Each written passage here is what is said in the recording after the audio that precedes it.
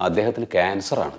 ഓ ഓ ഓ ഓ ഇപ്പോൾ ഞാനെന്താ ചെയ്യേണ്ടത്? ഞാൻ എന്തെങ്കിലും സഹായം വേണമെങ്കിൽ ചെയ്യാം. അയ്യോ സാറേ, സാമ്പത്തിക സഹായത്തിനൊന്നും വേണ്ടി വന്നതല്ല. ഓ ഓ ഇയാളിപ്പോൾ ജോലിയിൽ കയറിയിട്ട് 2 ആഴ്ചയായിട്ടേ ഉള്ളൂ. അത് ശരി. അതുകൊണ്ട് സർവീസ് ഒന്ന് റെഗുലറൈസ് ചെയ്യണം. ഓ പിന്നെ സർവീസിലിരിക്കുക ഇനിയിപ്പോൾ എന്തെങ്കിലും സംഭവിച്ചു പോയാൽ, അങ്ങനെ സംഭവിക്കാൻ സാധ്യതയുണ്ട്. സർക്കാരിൽ നിന്ന് എന്തെങ്കിലും ആനുകൂല്യങ്ങൾ കിട്ടുകയാണെങ്കിൽ അത് കിട്ടട്ടെ. ഇനിയിപ്പോൾ ഭാര്യയ്ക്ക് ജോലി കിട്ടണമെങ്കിലും ഈ പോസ്റ്റ് ഒന്ന് അപ്രൂവൽ ചെയ്ത് കിട്ടണമല്ലോ. ഈ DDP-യിൽ നിന്നുള്ള അപ്രൂവലൊക്കെ കിട്ടിയിട്ടുണ്ടോ? ഓ സാറേ, എല്ലാം ഉണ്ട്, എല്ലാം ഞാൻ കൊണ്ടുവന്നിട്ടുണ്ട്. പിന്നെ വലിയ കഷ്ടമാണ് സാറേ അദ്ദേഹത്തിൻ്റെ കാര്യം. ഇടിഞ്ഞു പൊളിഞ്ഞിട്ടുള്ള ഒരു വീട്, പിന്നെ 2 പെൺകുട്ടികൾ. അത് ശരി. ഭയങ്കര കഷ്ടപ്പാടാണ്. വേറെ ആരും സഹായത്തിനും ഇല്ല. ഓ ഞാൻ തന്നെ ഇപ്പോൾ പേഴ്സണലായിട്ട് ലീവ് എടുത്തിട്ടാണ് ഇപ്പോൾ ഇതിൻ്റെ പിന്നാലെ ഓടിക്കൊണ്ടിരിക്കുന്നത്. പ്യാരി, ഈ പേപ്പേഴ്സ് ഒന്ന് ചെക്ക് ചെയ്തോളൂ. കറക്റ്റ് ചെയ്തോ. ഇനിയിപ്പോൾ ഇത് ശരിയായി കിട്ടിയിട്ട് വേണം എനിക്ക് രജിസ്റ്റർ ഓഫീസിൽ പോകാൻ. കാരണം ഒരു 1.5-2 സെൻറ്റോളം ഭൂമിയുണ്ട് പുള്ളിയുടെ പേരിൽ.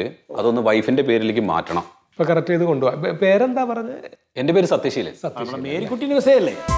ആ മേരിക്കുട്ടിൻ്റെ വിസ എന്നോട് സുബ്രഹ്മണ്യം പറഞ്ഞു. അതെന്താണെന്ന് വെച്ചാൽ ഓള് പ്രാവശ്യം താറാവിനാണ് അപ്ലൈ ചെയ്തത്. പക്ഷെ പ്രാവശ്യം പദ്ധതിയിൽ വന്ന് കൊയ്യാ. അപ്പൊ എന്താക്കൂ? ഓക്കെ, അതിനുള്ള ഇതില്ല, ഭാഗ്യമില്ലാണ്ടേ പോയി. അതാണ്. ആ ആ അതിങ്ങി വിട്ടേക്ക്. അത് ഞാൻ പറഞ്ഞോളാം ഓളെ കുടുംബത്തോട്. ഹലോ ഹലോ, എന്താണ്? ഒരു നരച്ച മുടി.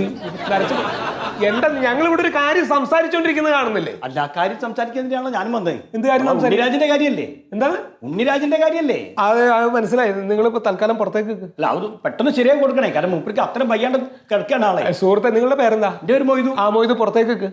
ഞാനൊരു വാർഡ് മെമ്പറാണ്. അതാണ് നിങ്ങള്. അതെ, മനസ്സിലായി. ഞങ്ങളിവിടെ ഒരു കാര്യം സംസാരിച്ചോണ്ടിരിക്കല്ലേ? നിങ്ങൾ അതല്ല, ഒരു സർക്കാർ ഉദ്യോഗസ്ഥനാണെന്നുള്ള അഹങ്കാരം ഈ വിഷയത്തിൽ നിങ്ങൾ കാണിക്കണ്ട.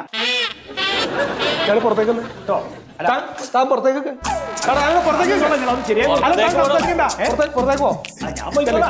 അങ്ങോട്ട് പോ. പുറത്തേക്ക്. നിങ്ങളുടെ കാര്യം പറഞ്ഞ മനസ്സിലാക്കാത്ത കഴുതകൾ. ഇയാളുടെ ഒരു ബിഹേവിയർ സ്റ്റൈല് നോക്കിയേ. രാവിലെ തൊട്ട് വന്ന് നിൽക്കുകയാണ് സാറേ. ആ വാതിലിന് വട്ടം നിൽക്കുകയാണ്. ഏത് പാർട്ടി തെരഞ്ഞെടുത്തുന്ന അഭിനയൊക്കെ ചുമ്മാ അങ്ങോട്ട് കയറി ഫോണും വിളിച്ച് അങ്ങോട്ട് വന്ന് ചന്തയിൽ കയറി വരുന്നവരാണ്ട് കയറി വരിക. ഒരേ കഴുതകള്. ഇത് താങ്കൾ പറഞ്ഞ ഉണ്ണിരാജിന്റെ കാര്യമാണോ ഇപ്പൊ അയാൾ പറഞ്ഞത്? ഓ അതെ സാറേ. എന്റെ പൊന്ന് സാറന്മാരെ, എന്തിനാ നിങ്ങൾ ഇങ്ങനെയുള്ള കാര്യങ്ങൾ പറയാൻ ഈ വക കഴുതകളെ കൂടെ കൂട്ടുന്നത്? സാറേ, ഞാൻ വിളിച്ചിട്ട് വന്നതല്ല. ഇതിപ്പോൾ ഉണ്ണിരാജ് അസുഖക്കാരനാണെന്നുള്ളത് മനസ്സിലാക്കി കഴിഞ്ഞപ്പോൾ രാഷ്ട്രീയക്കാരൻ മുഴുവൻ ഇയാളുടെ പിന്നാലെ കൂടിയിരിക്കുകയാണ്, അവർക്ക് പേരെടുക്കാൻ വേണ്ടിയിട്ട്. എന്നാൽ വല്ലതും നടക്കുവോ? ഒന്നിട്ട് നടക്കൂല. അതെ, അതൊന്ന് ശരിയായി കൊടുത്താൽ പറയാനുള്ള പറഞ്ഞിട്ട് ഞാൻ അതൊക്കെ പറഞ്ഞ് ശരി. നമ്മൾ നിങ്ങളെ കൂടെ വന്നാണ്. നമ്മൾ ഔട്ടായി. നിങ്ങളത് പറഞ്ഞത് ശരിയായി കൊടുത്താൽ നിങ്ങൾ പുറത്തേക്ക്. നമ്മളെ നാട്ടിലൊരാളെ കാര്യം. അതുകൊണ്ട് ശരി ശരി, നിങ്ങൾ പുറത്തേക്ക്. ആ ശരി. കാണുമ്പോ കലി കയറുന്നേ. സാറേ, സാറിപ്പോൾ 2 മിനിറ്റ് അയാളെ സഹിച്ചതല്ലേ ഉള്ളൂ. ഞാനിതാ വർഷങ്ങളായിട്ട് സഹിച്ചുകൊണ്ടിരിക്കുകയാണ് നാട്ടുകാർ. കഷ്ടം ആലോചിച്ചു.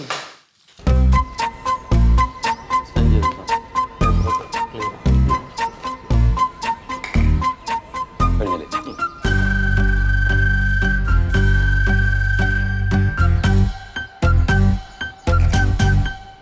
റെഡി ആയിട്ടുണ്ട് കേട്ടോ.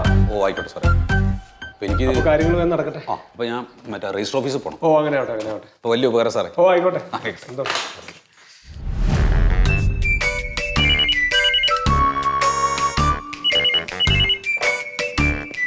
ഹലോ,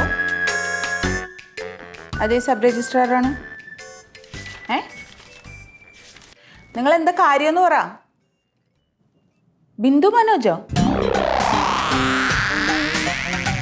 നിങ്ങൾ സൂക്ഷിച്ച് സംസാരിക്കണം. നിങ്ങൾ ആരോട് സംസാരിക്കണേന്ന് അറിയാമോ? ഇവിടെ ഞങ്ങൾക്ക് ഇവിടെ 100 കൂട്ടം പണികളുണ്ട്. പിന്നെ ഞാനെന്നാ അങ്ങോട്ട് പറ. മന്മത, ഇങ്ങോട്ട് വേണം.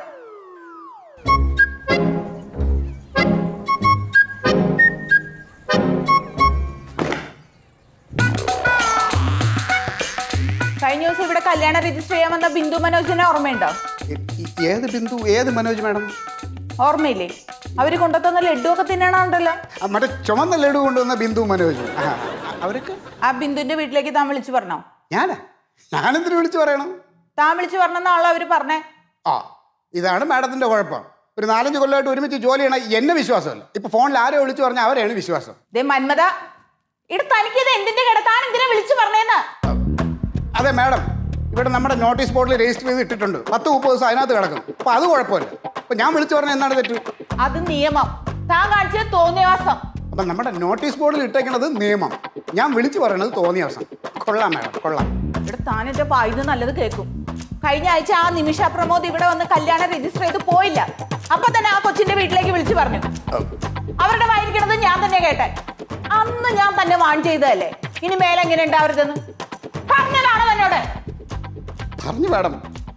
പക്ഷേ പുതിയ പിള്ളേരിങ്ങനെ പഴുതെറ്റി പോകണുണ്ടല്ലോ, അത് എന്നെ പോലുള്ളവനും സഹിക്കൂല. തനിക്ക് ആരുമില്ലല്ലോ പോയത്. അവരെവിടെയെങ്കിലും പോയി ജീവിച്ചോട്ടെ. തനിക്ക് എന്തിനാടാ ആവശ്യമില്ലാതെ എന്നെ ചീത്ത വെപ്പിക്കാൻ വേണ്ടി ഇറങ്ങിയേക്കാണോ? സ്വന്തം കുടുംബത്തിൽ നിന്ന് പോകുമ്പോഴേ അതിന്റെ വിഷമം മനസ്സിലാവുള്ളൂ. മാഡത്തിനൊന്നും അത് പറഞ്ഞ മനസ്സിലാവൂല. സ്വന്തം കുടുംബത്തിൽ കുടുംബ ബന്ധങ്ങൾക്കുള്ള വിലയൊന്നും മാഡത്തിനെ പോലുള്ളവർക്ക് അറിയില്ല. ശബ്ദം വെളിയിൽ കേൾക്കരുത്. എനിക്കൊരു ഹാഫ് ഡേ ലീവ് തരുമോ മാഡം?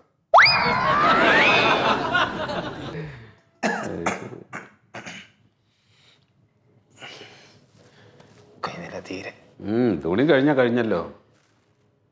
അല്ല, ഈ റേഷ് കഴിഞ്ഞാൽ പിന്നെ കഴിഞ്ഞല്ലോ എന്ന് പറയും.